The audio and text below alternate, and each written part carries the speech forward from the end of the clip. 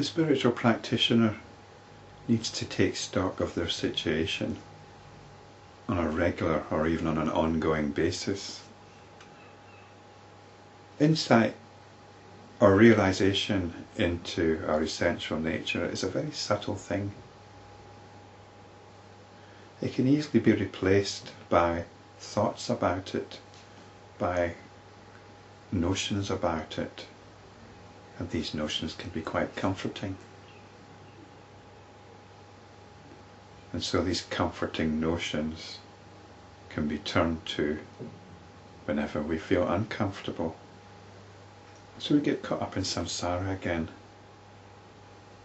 the cycle of discomfort and comfort. You could call that the cycle of death and life if you like. But this is it, it's a psychological cycle, an emotional psychological cycle. And we're doing it in the name of self-enquiry or spiritual realization. So it's a very subtle trap. And we need to watch out for it and remind ourselves of the situation. Take stock regularly of the situation. And this is what's happening here. Vasishta replied, experience, thinking, entertaining notions, etc., mental conditioning and imagination are meaningless and are productive only of psychological distress. All the sorrows and misfortunes of life are rooted in and rest in sense experience and thinking. I would say notions of sense experience and attachment to thinking. Attachment in the sense of identification. This path of life, or samsara, is twisted and tortuous to the one who is ruled by psychological conditioning or latent tendencies. In the case of the awakened one, however, this samsara ceases along with the cessation of his mental conditioning.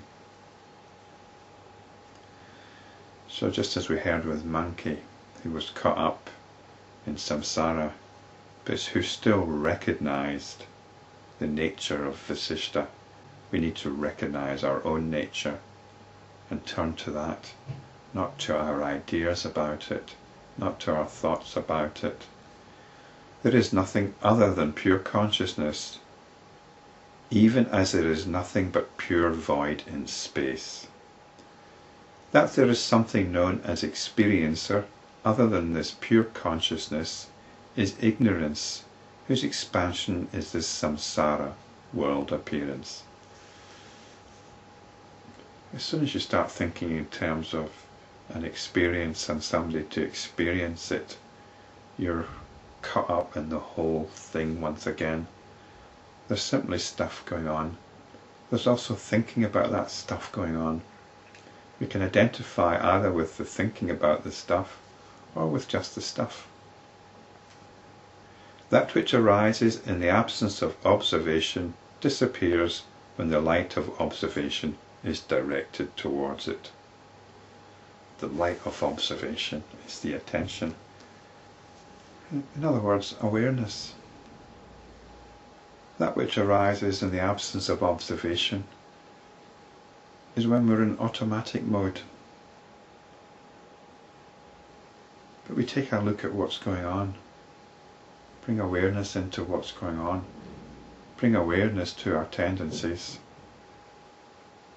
and we free ourselves from the apparent reality of our notions. Even so, this fictitious experiencing self, which is but the reflection of the true self, vanishes when its true nature is examined. The division created by objective consciousness ceases when the knowledge of the indivisibility of consciousness arises. This objective consciousness is the cognitive process. It's what subscribes to the notion of an external world out there, a me here, and a me cognizing the external world.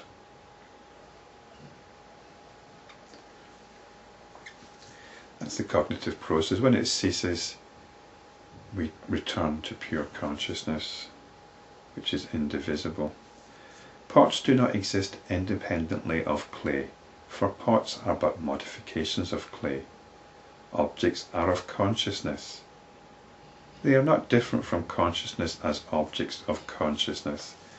And we can't pursue the analogy with the pots too far. It's really like a dream. Are the things and people in a dream made up of something?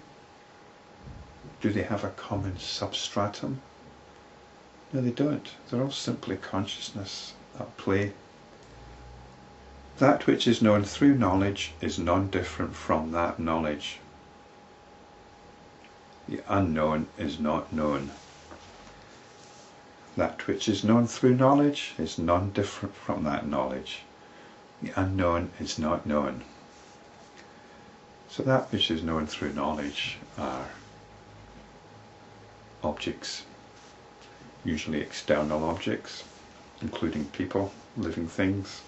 So what it's saying here is what we know is no different from that which knows it, the knowing.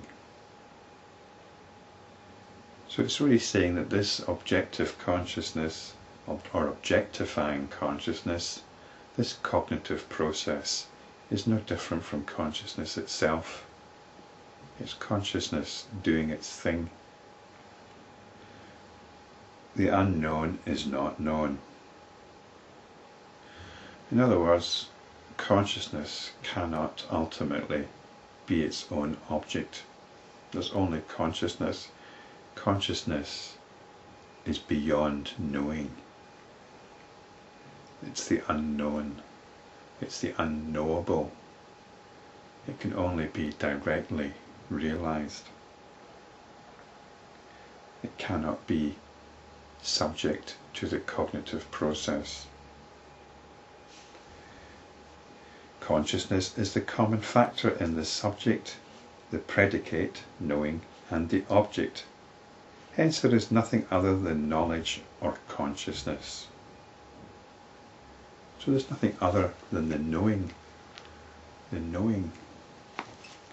It's like the experiencing, which we divide into experiencer and experience. There is only the knowing going on. That gets divided into the object that is known and the knower that perceives the object. But there's only the knowing. This is consciousness. This knowing is consciousness. If it were otherwise, there could be no comprehension. If there was a me here and a you there, how could I possibly comprehend you if we're of different natures? This is a philosophical argument, I have to say. Well, I don't know if it is actually. It's almost obvious that this is so. We cannot comprehend that which is essentially different from ourselves. But I think I'll just leave that. I'm not going to get into a philosophical discussion here. This is the angle that's being presented, which you can either accept or reject. So if it were otherwise, there could be no comprehension, i.e. of two totally different substances. Hence, even wood and stone are of the essential nature of consciousness. Which might seem strange, but again, think of it as in a dream. If you dream of a piece of wood and a piece of stone, are these two things essentially different? You'd be more inclined to say, well, they're essentially the same, because they're just created by the mind of the dreamer. Well, that's what's happening with all of this so-called phenomenal universe. It's being created by our mind. It's being created here. We assume that what's being created here is a representation of out there. But that's just an assumption.